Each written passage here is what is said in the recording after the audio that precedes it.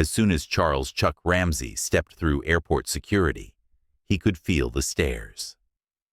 At 72, the retired Army sergeant had long grown used to the curious glances at his prosthetic leg, an advanced titanium model issued after a blast in Kandahar claimed his left limb. But nothing prepared him for the open ridicule that came next. A young TSA agent, clearly amused, chuckled and said, "That thing looks like it came from a sci-fi movie, not a hospital." Chuck, trying to remain composed, replied, "It's a Department of Defense prosthetic. I lost my leg serving this country. There's nothing funny about it." The agent ignored the gravity of Chuck's words, and instead subjected him to a drawn-out, humiliating secondary screening, complete with sarcastic remarks and probing inspections. Chuck said nothing, not because he lacked the words, but because dignity doesn't argue with ignorance. But 8 minutes later, something unexpected happened.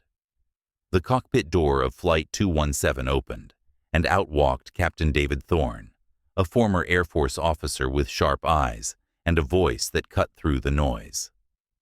"Where is the agent who mocked my passenger?" he asked calmly. When he found Chuck, he rendered a crisp salute. "Sir, you'll be flying first class today." In that moment, one man's leadership reminded everyone that while systems may fail, respect never should. Charles Chuck Ramsey had faced adversity most of his life. A retired Army EOD specialist, he had survived one of the deadliest IED blasts in Kandahar, losing his left leg in the process. What replaced it was a state-of-the-art prosthetic, sleek titanium and carbon fiber, a marvel of engineering. But to some, it was little more than a curiosity. On that day, it became the center of unwarranted humiliation. Chuck was traveling to his granddaughter's college graduation, a moment he wouldn't miss for anything. He arrived at the airport early, wore comfortable slacks over his prosthetic, and carried medical documentation explaining the device. He was prepared for the usual metal detector alerts. What he wasn't prepared for was the smirking TSA agent named Miller. The young agent waved him over like a suspect rather than a veteran. "What's with the robot leg?" he joked, drawing laughter from another agent.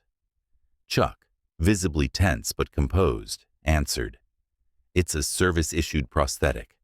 I lost my leg serving in Afghanistan." Miller didn't even pause. He dismissed Chuck's documents, mocked his appearance, and directed him to full secondary screening.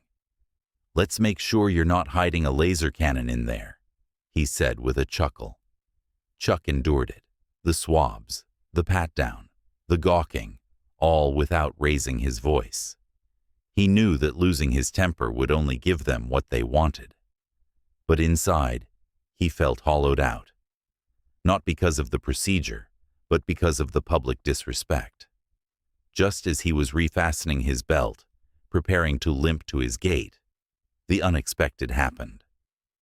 A man in pilot's uniform emerged from the crowd, tall, firm, and unmistakably in charge. It was Captain David Thorne, pilot of Flight 217 and a former Air Force officer. Word of Miller's treatment had reached him through a senior TSA agent who had quietly witnessed the entire exchange. Captain Thorne didn't raise his voice, but his words carried weight. He called out Agent Miller publicly, demanded a formal apology, and condemned the entire situation for what it was: unacceptable. Then, turning to Chuck, he rendered a military salute and said, "Colonel Ramsey, I'm here to make this right. You're flying first class today. That's non-negotiable." Passengers nearby clapped softly. Some stood. Chuck, who had felt invisible minutes earlier, was suddenly seen, not for his leg, but for his service. It wasn't about first class. It was about dignity restored and a reminder that honor, when defended by the right people, still has a place, even in an airport terminal. At 74, Raymond Carter had seen his fair share of pain and pride. A Marine Corps veteran who had lost part of his right leg during a rescue operation in Iraq, he moved through life with a quiet resilience and a state-of-the-art prosthetic that helped him do it. But that morning, at Jackson International Airport, it wasn't an enemy that challenged him. It was indifference. Raymond had arrived early to catch his flight to Seattle for his grandson's wedding. He was dressed sharply, slacks, blazer, polished shoes, and beneath it all, his prosthetic leg made of titanium and carbon fiber. He expected the metal detector to beep. He even had his VA documents ready. What he didn't expect was a TSA agent who treated him like a joke. The young officer, smirking, tapped his pen on the counter. "Looks like you've got something high-tech on that leg, sir." "What is that?" "Iron Man gear." He motioned for Raymond to step aside for further screening. "We're going to have to take a closer look. Can't have any robotic surprises at 30,000 feet. Raymond kept his cool. He had faced worse, and he wasn't about to lose his temper over ignorance. He submitted to the full pat-down and trace swabs.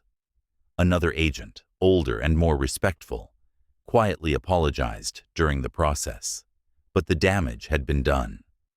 Passengers stared. Some whispered. Raymond, tired and humiliated, gathered his belongings and started toward the gate, his knee throbbing, his pride wounded. That's when a calm, authoritative voice rose above the airport din.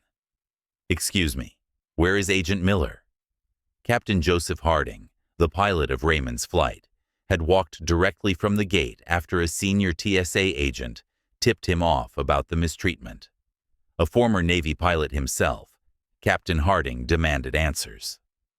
With passengers looking on, he called out the agent for his disrespect, then turned to Raymond. "Mr. Carter," he said, his voice steady but full of emotion, "we owe you more than a pat-down and a shrug. We owe you respect." Without hesitation, Captain Harding upgraded Raymond to first class, escorted him to the gate himself, and stood beside him as he boarded. Raymond didn't need the seat. What he needed was to be seen not as a problem, but as a person who had given more than most could imagine. Sometimes, it only takes one leader to stand between disrespect and dignity, and remind the world that even scars made of steel deserve honor. Helen Brooks had been working the morning shift at Maple Lane Cafe for nearly a decade. At 61, she moved with the quiet grace of someone who had weathered life's storms, divorce, hardship, and the recent passing of her only sibling. But her gentle demeanor, paired with an unshakable kindness, had earned her a loyal stream of regulars. One morning in early spring, Helen noticed a young girl, no older than 10, walk into the diner alone. The child wore a threadbare purple hoodie and gripped her backpack like a lifeline.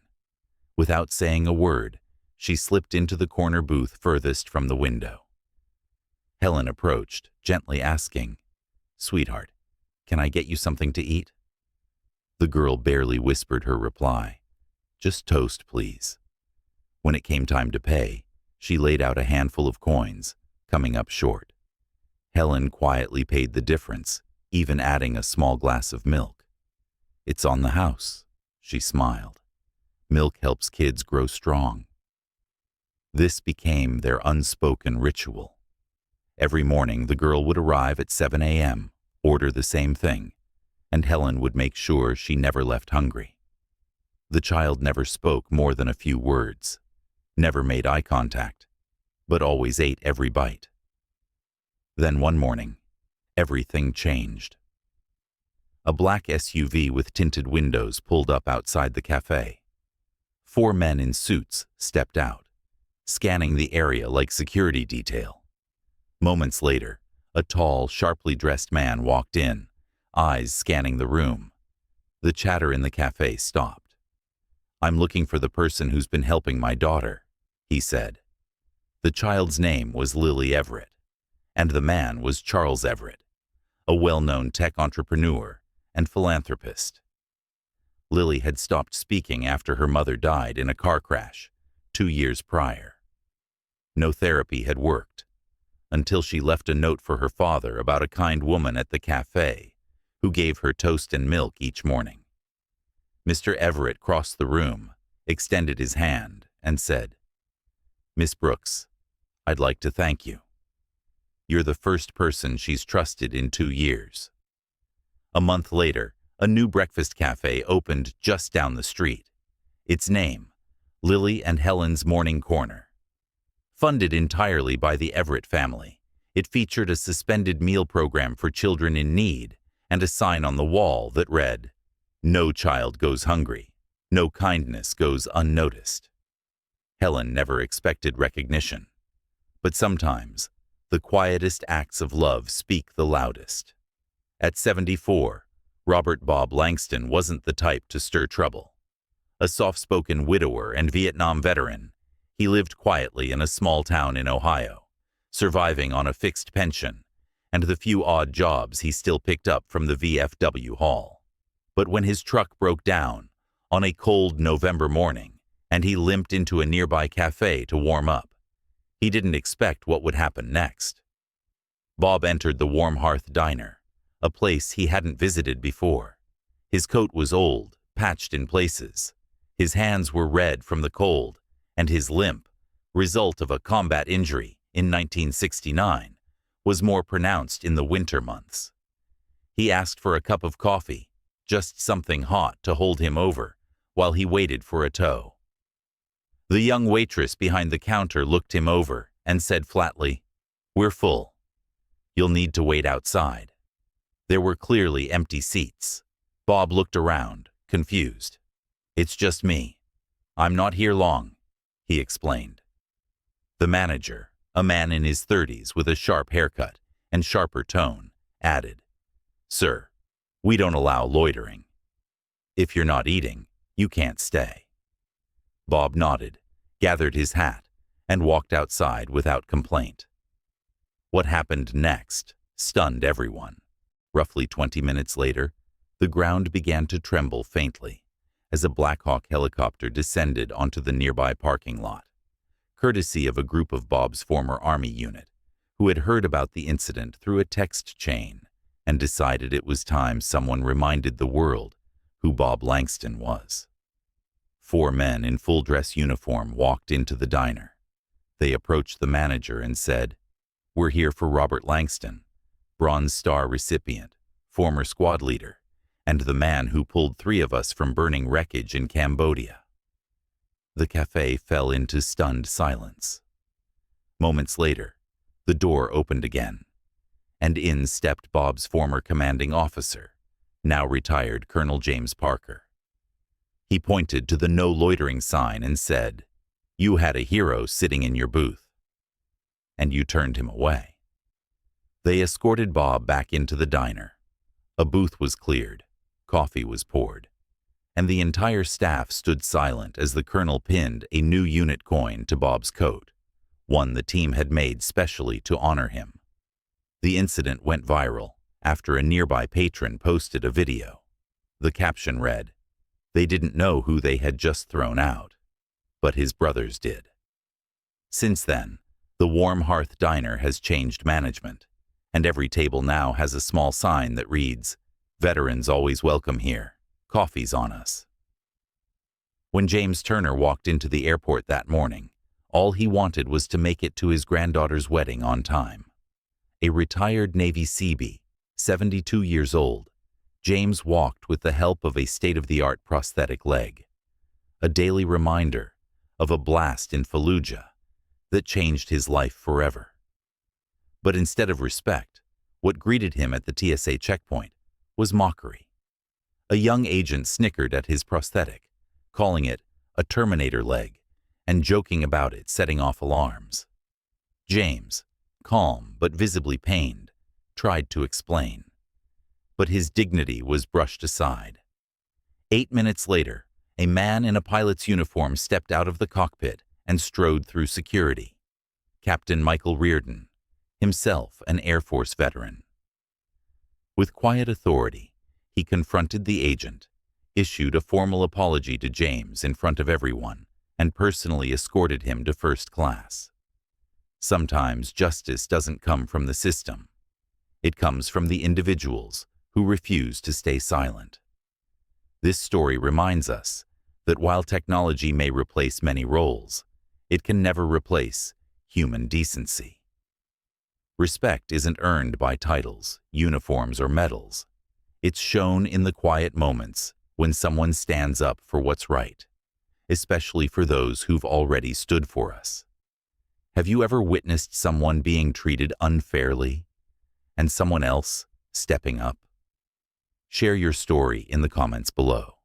And if you believe our veterans deserve not just our thanks, but our actions, subscribe for more stories where honor always finds its way home.